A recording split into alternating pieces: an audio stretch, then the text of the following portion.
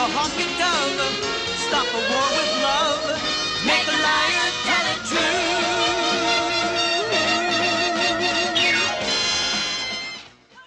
J'ai fait toutes mes scolarités à Oran-la-Ville. J'ai fini en août 2014. À l'école, c'était impossible de pouvoir s'assumer. Il y avait toujours une personne qui était là pour me dénigrer ou m'enfoncer plus bas que terre, ou tout le temps des personnes qui te traitent de pédé, de pédale, de gay, de sale homo, sale tout. Rien que ça, puis de se faire frapper tous les 2 jours, ou tous les jours, ou une fois par semaine, ben, c'est horrible parce que tu te sens pas du tout à ta place. T'as plus confiance en toi. Enfin, j'avais plus confiance en moi. J'avais l'impression de faire quelque chose de mal alors que je faisais rien de mal au final. Parce que j'ai jamais dit à personne que oui, je suis gay, que oui, j'avais une attirance. J'avais jamais dit à personne. Parce que déjà, je me cherchais. Déjà, on m'a jamais vraiment laissé vivre ma petite vie en fait. Parce que j'étais tout le temps caché à quelque part, parce que j'avais peur des regards des autres, peur d'être insulté ou d'être frappé, parce que durant la récré, il y avait toujours quelque chose, alors du coup j'essayais de me cacher pour pas qu'on me voie, pour pas qu'on puisse encore m'insulter. Et puis quand c'était l'heure d'aller en cours, je rasais les murs parce que j'avais envie de croiser le regard de personne.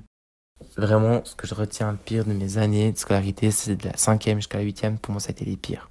Parce que selon eux, j'étais gay, parce que selon eux, parce que j'avais une voix un peu plus aiguë, que j'avais un peu des manières, et puis que je traînais avec des filles, j'étais gay. Parce que c'est selon euh, les clichés. J'ai, j'ai jamais senti de protection pour moi, ou peut-être une fois où vraiment j'ai dû faire intervenir un médiateur parce que ça allait plus. J'avais vraiment 2 personnes qui me tapaient tout le temps et puis qui me poussaient, qui m'insultaient.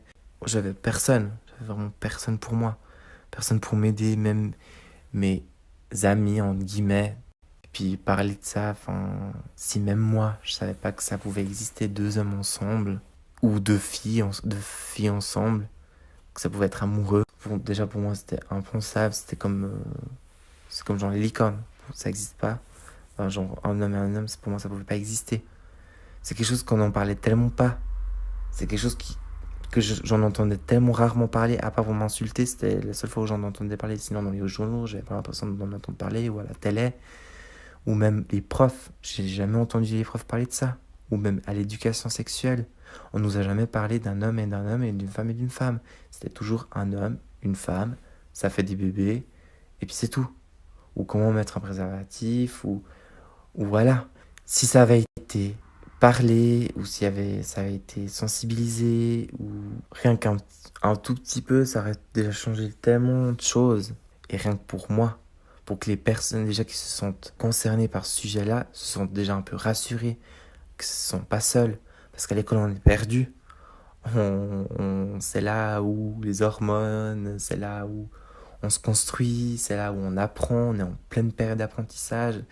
Et c'est là où on se forge. Et puis, en plus de ça, il y a, par-dessus le marché, il y a euh, l'orientation sexuelle. J'aurais besoin de me dire que oui, ça existe et j'aurais besoin peut-être d'un soutien d'un prof.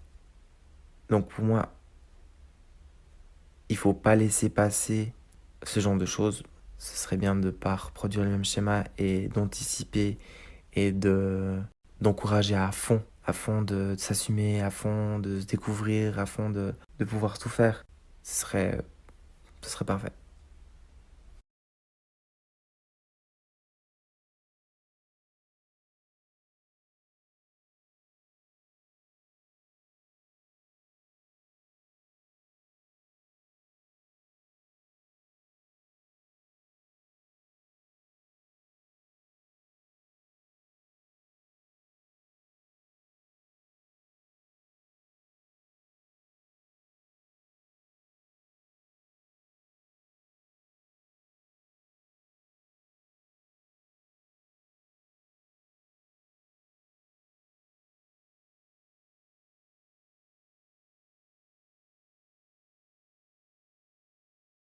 Amusez-vous, amusez-moi.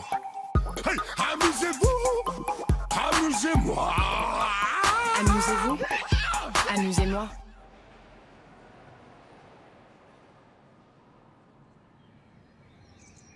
La princesse n'arrivait pas à passer la corde de l'autre côté du mur.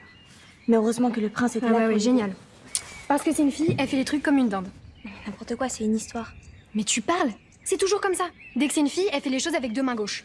T'exagères. Ah ouais? Bah regarde-nous. Renoir nous a peint plusieurs fois depuis 1890, et on fait quoi?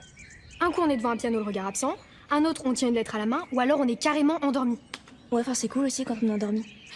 Non mais tu te rends pas compte? Les filles, c'est faire un truc mou du genou, alors que tout de suite les garçons, c'est un truc qui déchire. Ouais, bah quitte à choisir, je préfère faire un truc de fille. C'est moins dangereux. Non mais n'importe quoi. Parce que dans la tête des gens, faire comme une fille, c'est faire comme une chiffre molle.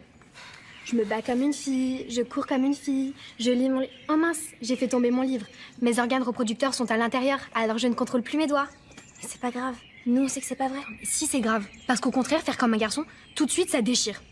Je dis bonjour comme un mec, j'appelle mon copain comme un mec, je m'assois comme un mec. Ouais, enfin ton truc, ça donne pas tellement envie non plus. Ouais, bon, j'avoue, c'est un peu naze, mais. Non, le seul truc qui doit être cool, c'est que les mecs, ils font pipi debout. Et super loin. Et ça, tu vois, ça doit être chouette. Ah ouais, enfin, tu sais quoi, depuis 1890, il y en a plein des femmes qui ont pissé plus loin qu'eux. Hein.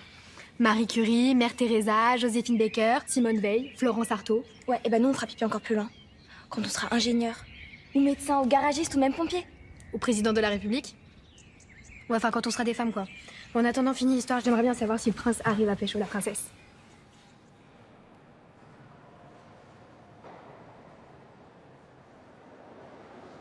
Amusez-vous, amusez-moi.